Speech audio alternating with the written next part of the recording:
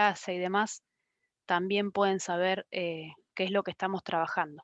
Como decía, esto es un pequeño, mínimo, ínfimo repaso de lo que vimos el año pasado sobre pueblos originarios. Nosotros sabemos que a lo largo de todo el continente americano hay un montón de sociedades, ¿sí? Nosotros nos basamos en tres que son las principales: los mayas, los incas, los aztecas, y sabemos que eran sociedades complejas, ¿no? Jerarquizadas. Cuando digo jerarquizadas, me refiero a que no todos los miembros de esa sociedad eran iguales, ¿no es cierto? Había gente que pertenecía a la clase gobernante, gente que se dedicaba al campo y en algunos casos había esclavos, ¿sí? Personas esclavizadas.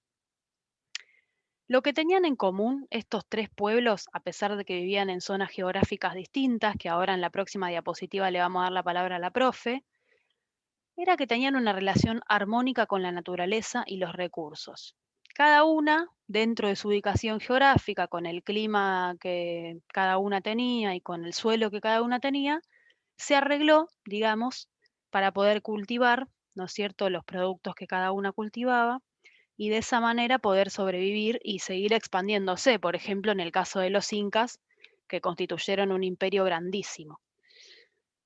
Sin embargo, cuando llega el europeo, ¿no es cierto?, el conquistador español, no así de buenas a primeras, no en un día, no en un año, pero sí lo que hace es justamente destrozar, y perdón la palabra si suena fuerte, pero lo que hace es destrozar esta relación armónica que estas sociedades y otras que vivían en América tenían con la naturaleza y el uso de los recursos que hacían. Acá tenemos un mapita y ahora sí le vamos a dar la palabra a Pauli, donde se ubicaban geográficamente cada una de estas sociedades que yo estoy nombrando. Pau nos va a contar un poco de qué se trataba esta zona, ¿no es cierto? Esta zona geográfica. Bueno, como dijo Rocío, los pueblos originarios siempre estuvieron basándose en lo que tenían, digamos, ¿no es cierto? Para eso debe depender del lugar donde se asentaran. Estos pueblos, por ejemplo, los aztecas, se ubicaron en lo que nosotros hoy conocemos como México y Guatemala, ¿sí? Unos más hacia el norte, otros más hacia el sur. Por ejemplo, los mayas, que los tenemos en colorcito verde, puesto en el mapa, habitaban la selva de Petén y la península de Yucatán, que es donde se van a asentar estos pueblos, ¿sí? ¿Qué tipo de relieve había ahí? Bueno, había unos relieves, unas elevaciones volcánicas, o sea, unos relieves volcánicos tipo montañas de menor altura, y lo que tenían era una gran vegetación, ¿sí? Recuerden que no es lo mismo lo que vemos ahora de lo que vemos lo que estaba en ese momento histórico. Lo que tenían como clima, bueno, tenían como dos etapas. Tenían un largo periodo de sequía, ¿sí? En donde en la época de lluvias, que eran lluvias tropicales, ¿sí? Recuerden que estamos en la parte ecuatoriana, como para marcar una franja climática, pasa por ahí el Ecuador, ¿sí? Y vamos a encontrar la zona de clima cálido, ¿sí? Toda esa zona de clima cálido tiene mayormente lluvias tropicales, ¿sí? Lluvias tropicales que se dan en verano, que son fuertes, que son abundantes, y que después viene todo como un periodo de sequía, ¿sí? Lo que se hacía era, en la época de lluvia, se construían diferentes diques, canales, represas, etcétera, en donde se embalsaba el agua, ¿sí? Para luego utilizarla en la época de sequía, ¿sí? Recuerden que estos pueblos originarios, se basaban casi todos en la agricultura, ¿sí? Era su gran forma de mantener su economía, de subsistir ellos y de empezar esa forma de economía de trueque con los otros. Después tenemos a los aztecas, ¿sí? Que en un momento se fueron como desplazando, ¿sí? Al principio venían desde el sur de Estados Unidos y el norte de México, ¿sí? Recuerden los límites, presten atención a los límites. Después se fueron hacia el Valle de México, ¿sí? Y después se trasladaron, y es donde se quedaron, en el lago Texcoco, donde forman Tecnotlán, que es donde se asientan finalmente, ¿sí? Es una parte de valles, ¿sí? Y ahí lo que prevalecía era la agricultura, como ya dijimos, pero tenían poco terreno fértil, ¿sí? Entonces empezaron a ver la forma de cómo iban a cultivar para agrandar su espacio, ¿sí? Y empezaron a formar un sistema que se llamaba chinampas, que después Rocío les va a explicar. Creo que Ro, ¿lo explicás vos? Lo de las chinampas. Sí, yo puse algunas fotitos y ahora les voy a contar un Dale, poco cómo era el cultivo en cada una de las civilizaciones. Ay, me fui, listo, ahí estoy. te fuiste. Bueno, las chinampas servían, solamente digo esto, para poder extender el territorio, ¿sí? Lo utilizaban como un recurso más. Utilizaban zonas pantanosas que no podían hacer otra cosa, no se podía utilizar ese suelo pantanoso, lo reutilizaron haciendo estas chinampas. Y después, por último, nos vamos a los incas en América del Sur, ¿sí? Que en ese momento se denominaba la que era América precolombina, ¿sí? Y ahí que tenemos, si ustedes estamos sobre el costado del Océano Atlántico, si nosotros estamos parados en Argentina y miramos hacia el Océano Atlántico, ¿qué relieve tenemos importante? ¿Saben? ¿Alguno sabe qué relieve hay? ¿Dónde está marcando Rocío o dónde está el color rosa? ¿Qué relieve importante tenemos?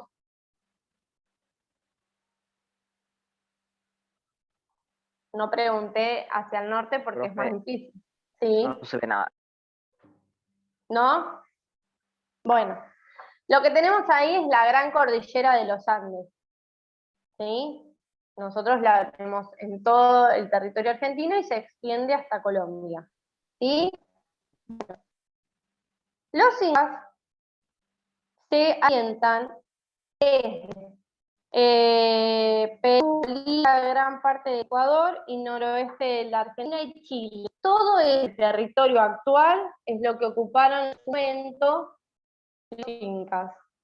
Relieve, y bueno, mayormente relieve montañoso, cordillerano, ¿sí? Es por donde está toda la cordillera.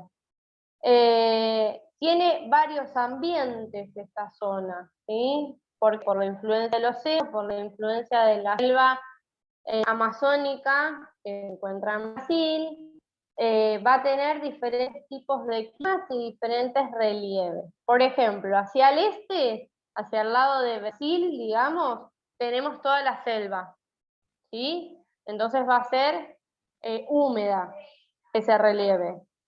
Hacia el oeste tenemos la zona costera que va a lindar con el Océano Pacífico. Entonces también va a ser una zona húmeda. Pero en el centro tenemos las cordilleras, las sierras y los altiplanos, en donde el clima va a pasar a ser árido o seco. ¿Por qué? Porque a mayor altura va a ser más frío y más árido, porque va a perder la humedad que viene desde la base. ¿Se entiende? Sí. ¿Sí? Clima, ¿qué clima? Cálido y templado. ¿Por qué? Porque está dentro de la franja climática en donde están el Ecuador y los trópicos, ¿sí? El trópico de Capricornio está hacia el sur, el trópico de Cáncer hacia el norte, ¿sí? Entonces, toda esa franja climática va a ser entre la zona ecuatorial y tropical, ¿sí? Por eso tiene estas características. Los incas van a tener diferentes cultivos y se va a hacer de diferente manera dependiendo del terreno en donde se ubiquen, ¿sí? Va a ser de terraza, vamos a ver más adelante cómo aprovechan los incas esa cordillera o ese relieve montañoso que tienen, cómo lo van modificando sin dañarlo, van modificando para poder cultivar. Todo tuyo, Ro.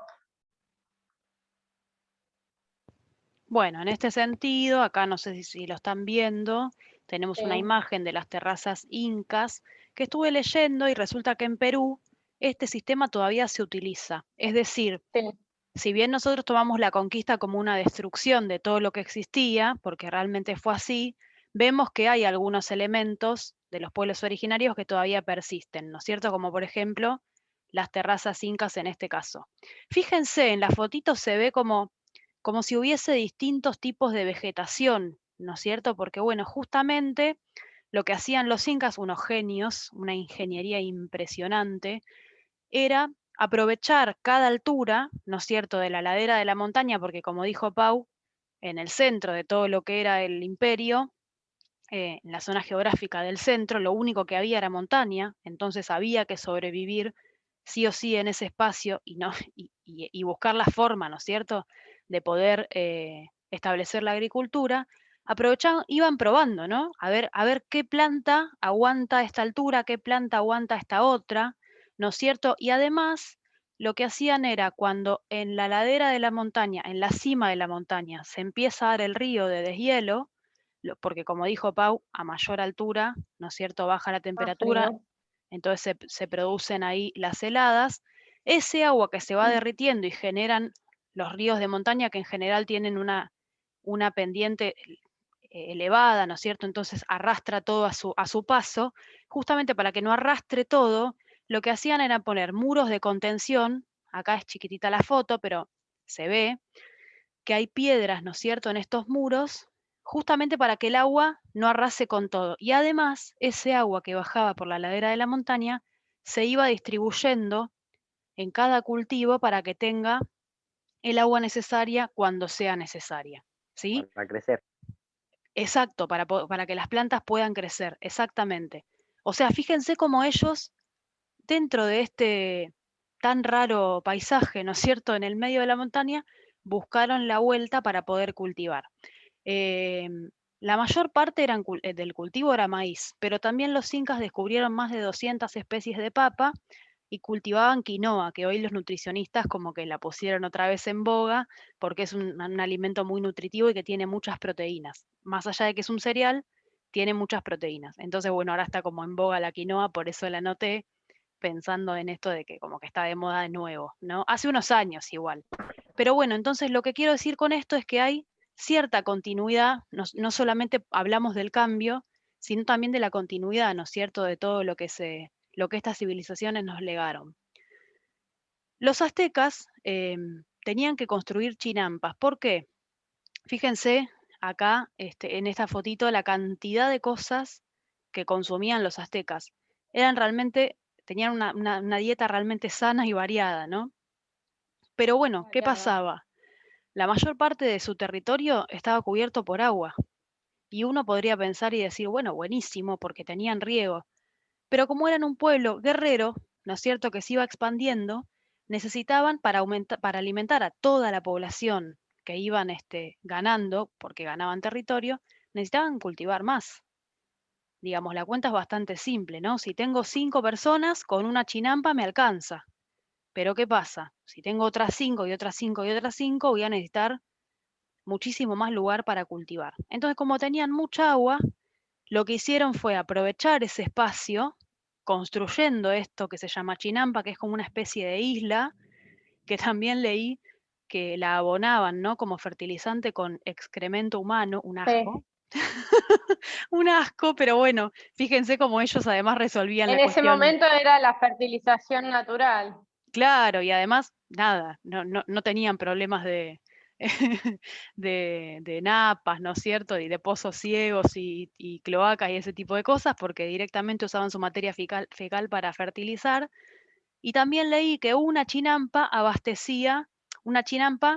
era trabajada por 5 personas, pero, fíjense que también acá hay rotación de cultivos, ¿no? Los aztecas ya manejaban la rotación de Sí. cultivos, y entonces cultivaban varias cosas al mismo tiempo, en la misma chinampa. Y eso que cultivaban esas 5 personas abastecía a 10 personas, con lo cual, así, esto, digamos, este fue el sustento económico para que el imperio azteca pueda seguir creciendo. ¿Hasta acá vamos? Oye, como un dato de color, hoy en día en México, cuando Mm, uno se va, yo no me fui, pero cuando algunos se van de vacaciones o se hacen algunas ciertas excursiones, te llevan a conocer, porque todavía hoy en la actualidad quedan algunas chinampas en donde se cultivan flores. Mirá, Tienen alguna que otro cultivo y cultivan flores. O sea que todavía está Profe, como vigente eso. ahí está, hablando de continuidades. ¿Quién quería preguntar algo? no quería preguntar, pero la de geografía, la profe de geografía se ve al revés. ¿Eh? ¿La profe de geografía qué? Se ve al revés. O sea, está girada la cámara. Ah, te ves al revés, Pau. Ay, no sé por qué. Tengo el teléfono derecho yo. Tenés que girarlo y volver a ponerlo derecho. Ah, bueno, Ahí va. espere. Bueno, y por último los mayas, que sí contaban con acceso al agua, ¿no es cierto? Lo que no tenían los mayas era domesticación de animales propicios para el arado y tampoco tenían rueda, no conocían la rueda, entonces se les complicaba, era bastante más artesanal, ¿no es cierto?, la forma de cultivar de los mayas. Y además los mayas no constituían, si bien eran una sociedad jerarquizada, no constituían un imperio, ¿sí? Una organización así social fuerte y estable. Ellos se organizaban en ciudades-estado independientes. Entonces, cada ciudad-estado se gobernaba a sí misma y eran distintas las jerarquías entre las ciudades. Pero lo que sí compartían es que para poder en su ambiente llevar a cabo la agricultura, utilizaban el sistema de roza y quema. ¿Por qué? Porque tenían demasiados árboles, demasiada vegetación, todo lo que hacían era quemar esa parte y con las cenizas utilizaban esas cenizas como fertilizante y ahí sobre esos suelos sí podían cultivar. Esto es un breve repaso, como ya dije. Más que nada tenía más que nada tenía más pasto que todo. Claro, ahí está. Entonces, lo que hacían, digamos, con la roza y quema era despejar ese terreno, ¿sí? Para poder llevar a cabo los cultivos. ¿El problema cuál fue? Que cuando vinieron los españoles, todo esto se terminó. ¿Por qué? Porque los españoles venían con una mentalidad mercantilista. El mercantilismo era una teoría que decía que una nación era rica cuanto más oro y plata tenga, ¿no es cierto? Entonces, ¿a qué vinieron? Vinieron con la excusa de evangelizar a la pobre gente indefensa que estaba acá, pero además venían con la idea de extraer, ¿no es cierto? Todas las riquezas que encontraron en América. Y de hecho así fue, y año tras año tras año se fueron llevando todo el oro y plata que les fue posible. A través de la minería, que tenía mano de obra indígena y que diezmó a la población, o sea, la gente se moría porque trabajar en la mina, la verdad que es un trabajo horrible, en condiciones infrahumanas, y esa fue una de las causas, una de las tantas causas de la cantidad de gente que murió acá en América por la explotación española.